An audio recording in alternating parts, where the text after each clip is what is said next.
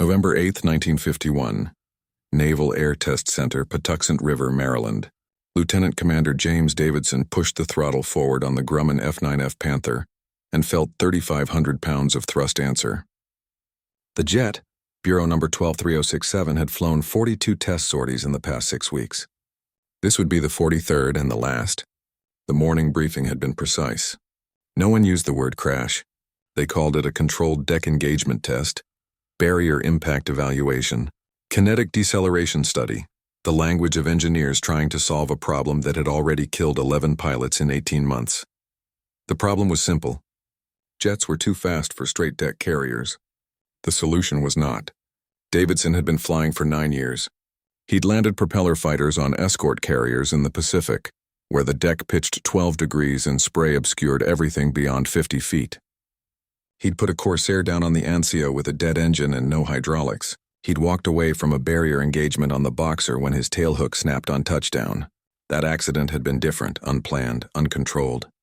The Corsair had hit the barrier at 92 knots and cartwheeled. Davidson had suffered 2 cracked ribs and a concussion. The aircraft was written off. Total loss, but the speed had been manageable. The forces survivable. A propeller fighter hitting a barrier was dangerous but within acceptable parameters. A jet was different. Everything about jets was different.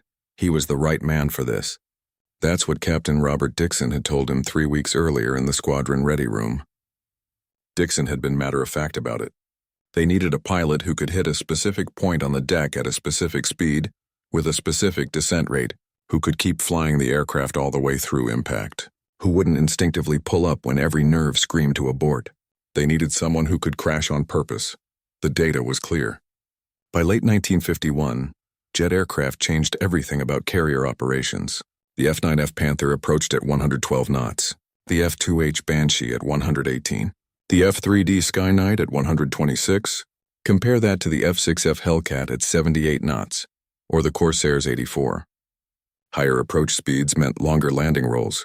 Longer rolls meant less margin for error on a 460-foot angled surface. Less margin meant more barrier engagements. More barrier engagements meant more destroyed aircraft and dead pilots. The numbers told the story. In 1945, the fleet lost 42 aircraft to barrier accidents. In 1950, the first full year of jet operations, that number reached 119. In the first 9 months of 1951 alone, 94 jets had hit barriers. 23 were total losses. 11 pilots died. The accident rate had tripled. The fatality rate had quadrupled. And jet operations were still in their infancy. The Navy had 4 operational carriers running jet squadrons by 1951: Philippine Sea, Boxer, Valley Forge, and Princeton. Each deployed with 2 jet squadrons and 6 propeller squadrons. Mixed air wings, transitional operations, learning as they went. The jet pilots were the best in the fleet, experienced, highly trained. It didn't matter. The barrier accident rate kept climbing. Something had to change. The British had an idea. Commander Dennis Campbell of the Royal Navy had sketched it on a napkin during a conference in London the previous summer. Instead of landing aircraft along the center line of the deck, angle the landing area 8 degrees to port. Ms. Bolter and go-round. No barriers needed. No crashes required. Elegant, radical, unproven. The U.S. Navy wanted proof before rebuilding every carrier in the fleet. They wanted data. They wanted to know exactly what happened when a jet hit a barrier at 110 knots. They wanted high-speed film footage from 6 angles.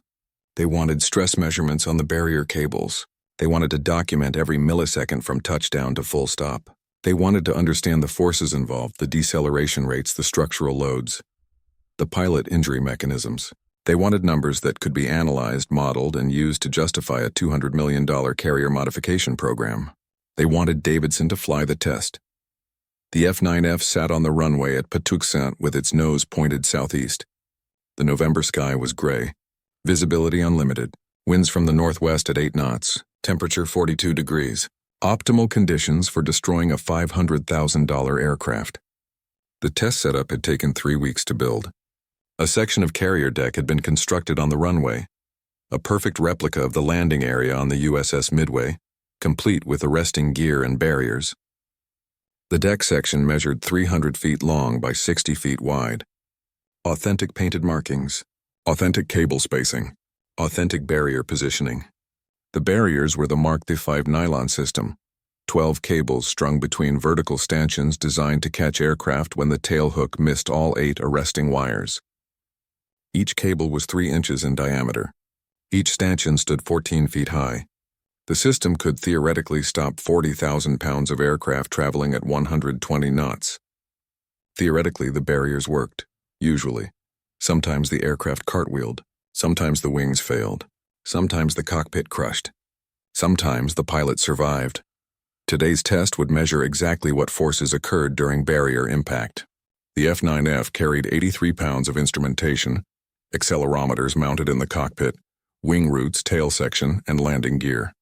Strain gauges on the main spars. Load cells on the barrier stanchions. High-speed cameras surrounded the test deck.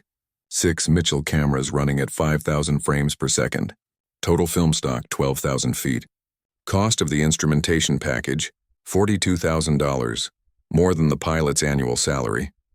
Engineers from Grumman, the Bureau of Aeronautics, and the Naval Air Test Center had calculated every variable: impact point, closure speed, angle of attack, descent rate, cable tension distribution, energy dissipation, airframe stress propagation. They'd built mathematical models. Run-slide rule calculations, predicted outcomes. But predictions weren't data. Data required a real aircraft hitting a real barrier at real speed. Davidson had practiced the approach 17 times over the past 5 days. Each time he'd made a low pass at the prescribed speed, altitude, and descent rate, then added power and climbed away. Each time the engineers refined their calculations.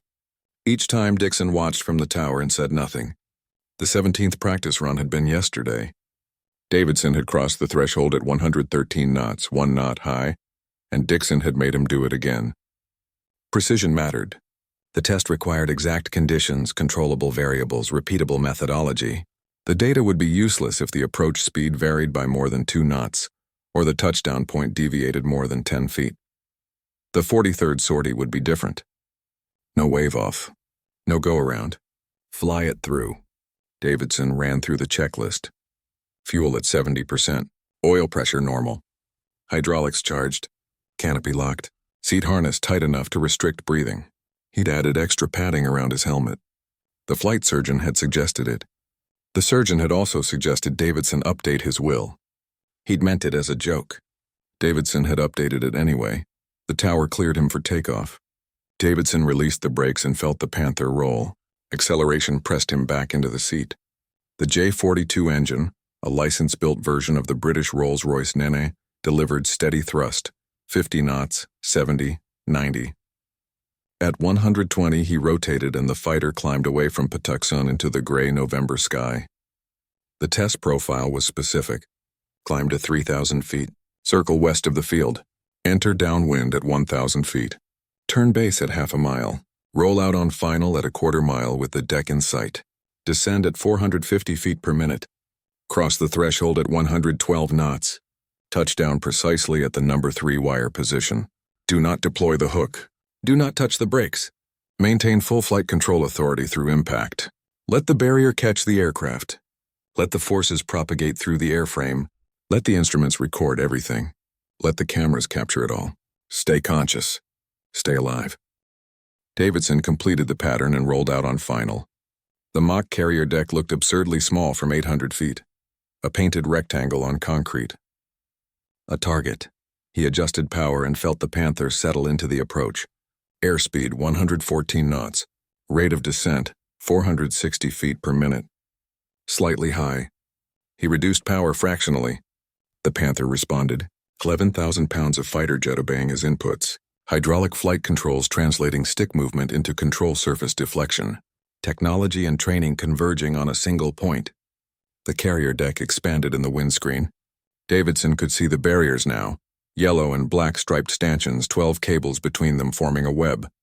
He'd seen photographs of barrier engagements. The aircraft usually stopped within 40 feet. Usually the pilot could walk away, usually. Lieutenant Robert Marks hadn't walked away. August 12, 1951, USS Boxer. His F9F had hit the barrier asymmetrically at 115 knots. The left wing struck first. The aircraft spun. The canopy shattered. Marks died before the medical team reached him. Lieutenant Junior Grade Thomas Webb hadn't walked away either. September 3, 1951, USS Valley Forge. His F-2H hit the barrier and the stanchions failed. The aircraft continued through and struck a parked Corsair. Fire, explosion. Webb and 2 deck crew killed. The accidents kept happening, every month, every deployment. The fleet was learning jet operations in blood, 600 feet. 400. 200. His hands were steady on the stick and throttle. The training was absolute. Fly the aircraft. Maintain the approach. Trust the calculations. The engineers had run the numbers 40 times. The barrier would hold. The airframe would hold, probably 100 feet. He could see individual cables now, see the thickness, the texture of the nylon weave. The instrumentation panel glowed green in his peripheral vision. All systems recording. The high-speed cameras would be running. 50 engineers watching. Dixon in the tower. The flight surgeon with the ambulance crew. Everyone waiting to see if the test worked, if the data was worth the risk, if Davidson could do what 11 pilots had failed to survive. 50 feet. The deck rushed up. Davidson held the approach. No flare, no instinctive pull-up. Fly it through. The main gear touched concrete at exactly 112 knots. The nose came down. He was on the deck, rolling. No tailhook to catch the wires. Just forward momentum and 3 tons of fighter jet rolling toward yellow and black stripes. The Panther covered 80 feet in less than a second. Then it hit the barrier. The deceleration was instantaneous and absolute. 0 to full stop in 26 feet. Davidson's body crushed forward against the harness. His head snapped toward the instrument panel. The extra padding compressed. The canopy frame flexed. His vision went gray. The G-forces exceeded anything he'd experienced in combat. Harder than any carrier catapult launch. Harder than any arrested landing. Harder than pulling out of a dive at terminal velocity. Outside, the barrier cables cut into the Panther's wings and fuselage. Nylon stretched to maximum tension, 42,000 pounds per cable. The stanchions bent but held. The aircraft shuddered and screamed and stopped. Davidson couldn't breathe. The harness had compressed his chest. His vision narrowed to a tunnel, black encroaching from the edges. He forced his lungs to expand once, twice. Vision returned. He was alive. The canopy was intact. The barrier had held. He had crashed on purpose and survived. The tower called immediately. Confirm pilot status. Davidson's hand found the radio switch. His voice came out. Pilot, okay, aircraft stopped. Instruments functioning. Within seconds, the deck crew surrounded the Panther. The fire crew stood ready with foam. The flight surgeon climbed onto the wing. Dixon was running across the tarmac. The engineers were already swarming the aircraft. The cameras had captured everything. Davidson unstrapped and tried to stand. His legs wouldn't cooperate. The flight surgeon steadied him. Easy, you just pulled 9 Gs, give it a minute. 9 Gs for almost a full second. The human body could survive it, barely. With proper restraint, with padding, with luck. Davidson's chest ached where the harness had caught him. His neck would be sore for days, probably whiplash, definitely bruising, but he was walking, breathing, conscious. The test was complete. The engineers descended on the aircraft like archaeologists examining a fossil. The instrumentation packages were carefully removed and rushed to the analysis lab. The high-speed film went to processing. The barrier cables were measured and photographed. Every rivet on the Panther's airframe was inspected. Every weld. Every structural component. The test had generated 2,600 individual data points in 4 seconds. Lieutenant Commander Robert Hayes led the engineering team. He designed the instrumentation package, calculated the expected forces, predicted the outcomes. Now he was seeing reality.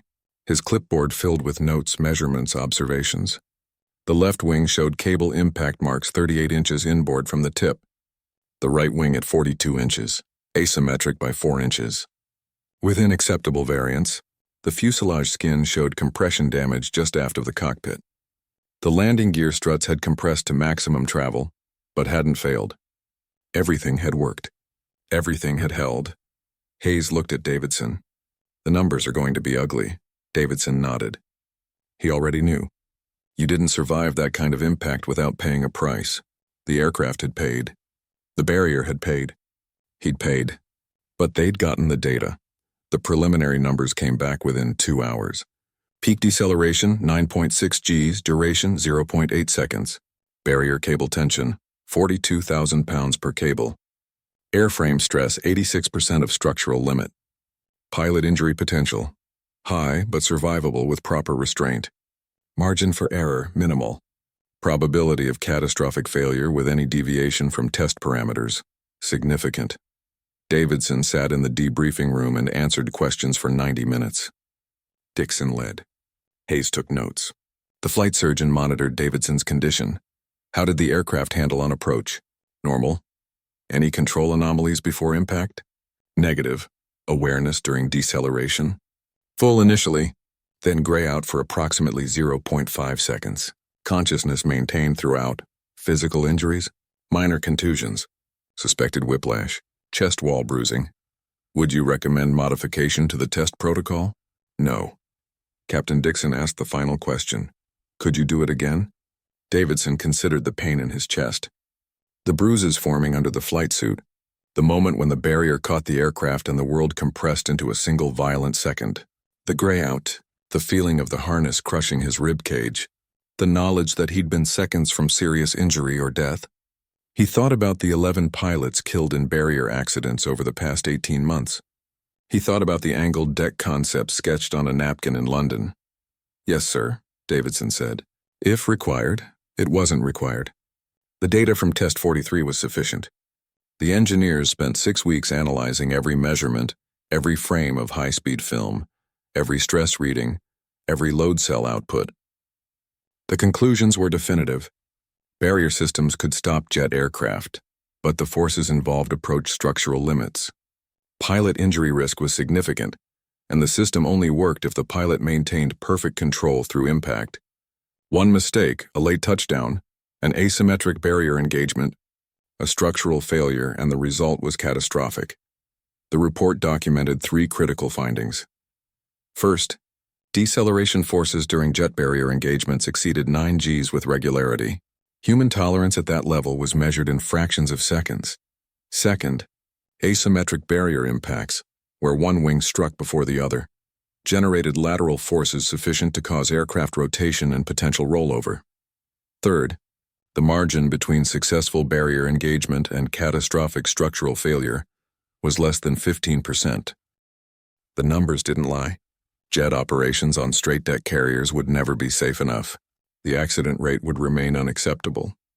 The fatality rate would continue climbing. Every barrier engagement was a controlled crash.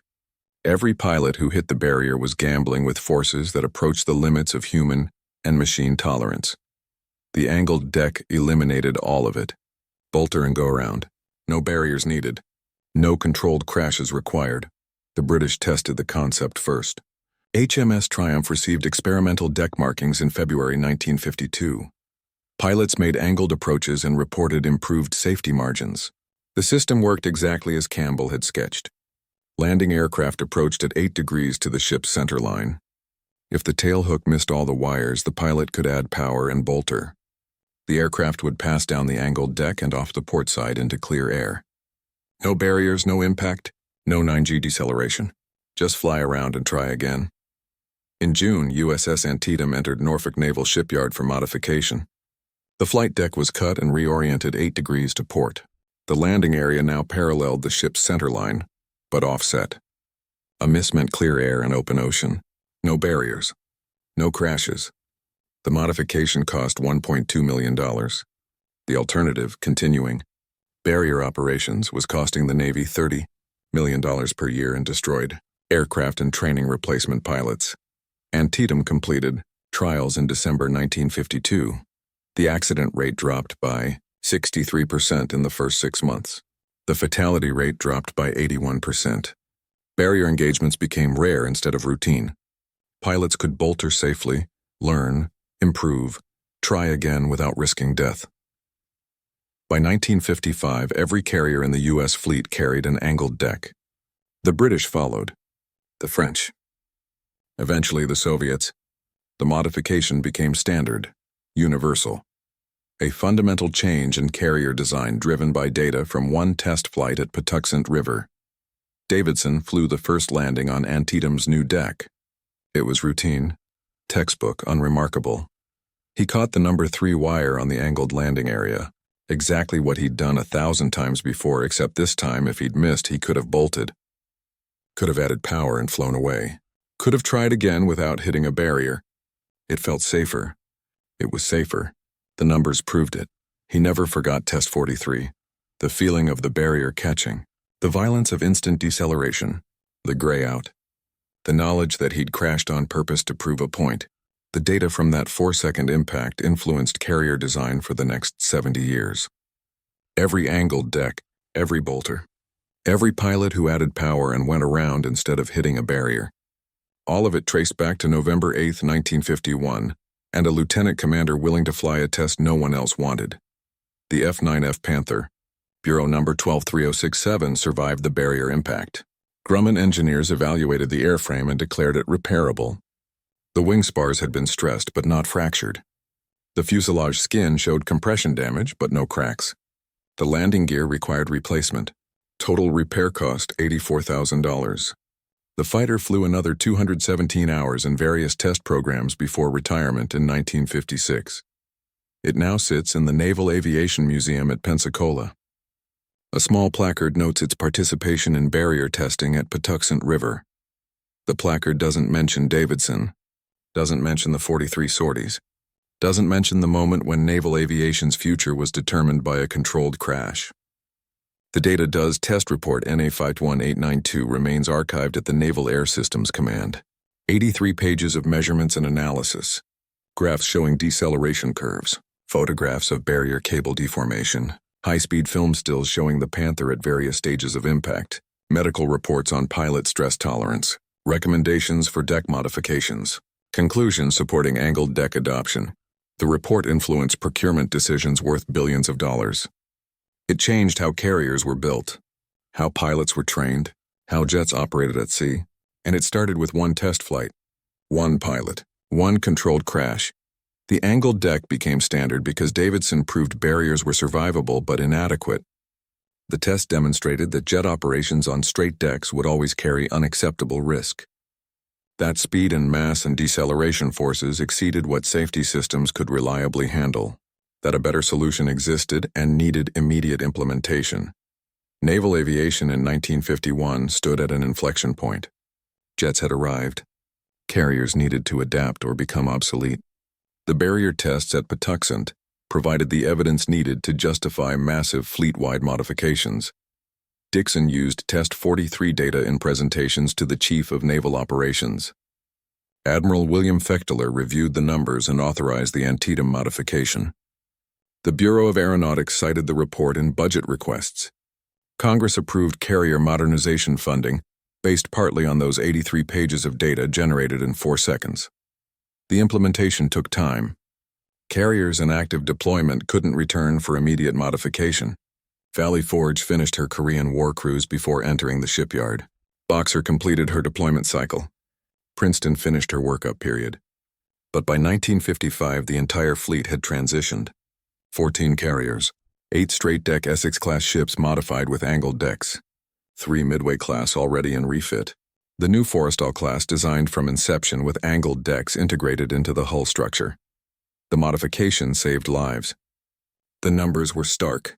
In 1953, the first full year of widespread angled deck operations, the carrier accident rate dropped to 41 incidents per year.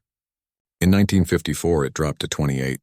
By 1960, barrier-related fatalities had become rare. Pilots still made mistakes, still missed wires, but they could bolter and try again. The 9G deceleration, the structural stress, the injury risk all eliminated by 8 degrees of angle.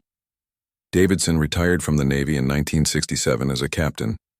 He'd accumulated 4,200 flight hours, commanded VF-84 during their 1957 Mediterranean deployment, served as operations officer on the USS Forrestal during her shakedown cruise, evaluated dozens of new aircraft types at Patuxent, the F-4 Phantom, the F-8 Crusader, the A-4 Skyhawk, all jets, all designed to operate from angled decks, all safer because of the system his test had helped justify. But Test 43 remained his most important flight. The one where he proved a negative. where he demonstrated that current systems weren't good enough. That change was necessary. That crashing on purpose could save lives, he rarely spoke about it. The flight became a footnote in his service record, a single line in his fitness reports. Test pilot duties at Patuxent River, barrier evaluation programs, satisfactory performance. The Navy didn't award medals for controlled crashes, didn't recognize pilots who survived tests designed to break aircraft. The work was necessary but unglamorous. Do the job, generate the data, move to the next test, but the engineers remembered. The designers at Bureau of Ships who used Davidson's data to justify angled deck modifications. The Naval Academy instructors who taught carrier operations and mentioned the Patuxent barrier tests. The safety officers who cited Test 43 when arguing for improved crash protection systems. The data propagated through the system, influenced decisions, saved lives.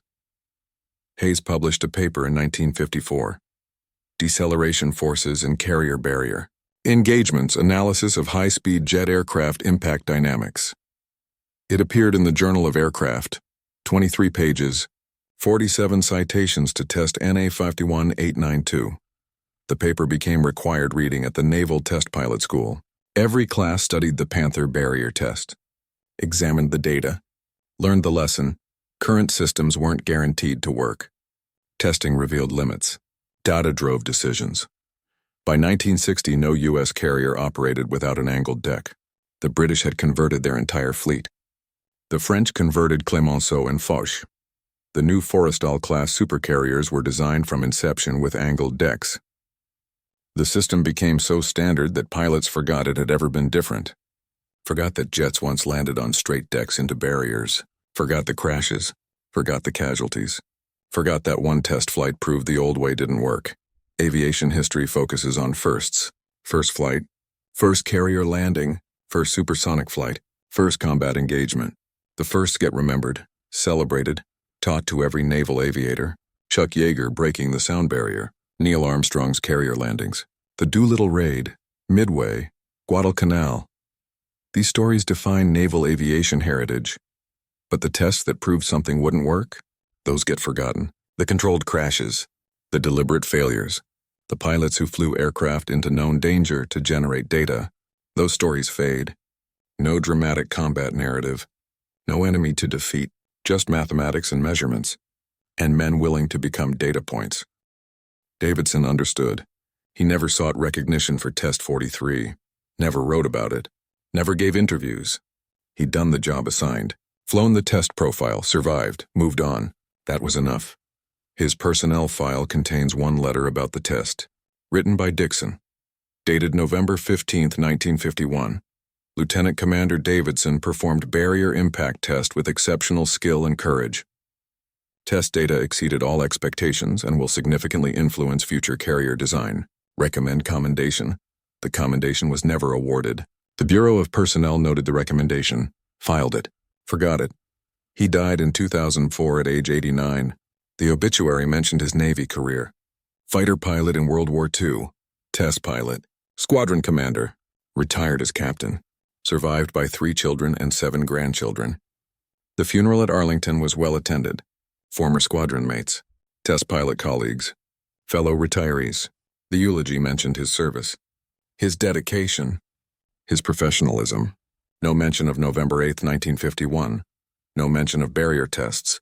No mention of the controlled crash that changed naval aviation. But the angled deck remains. Every carrier, every approach, every bolter that lets a pilot add power and go around safely. The USS Gerald R. Ford, commissioned in 2017, carries an angled deck.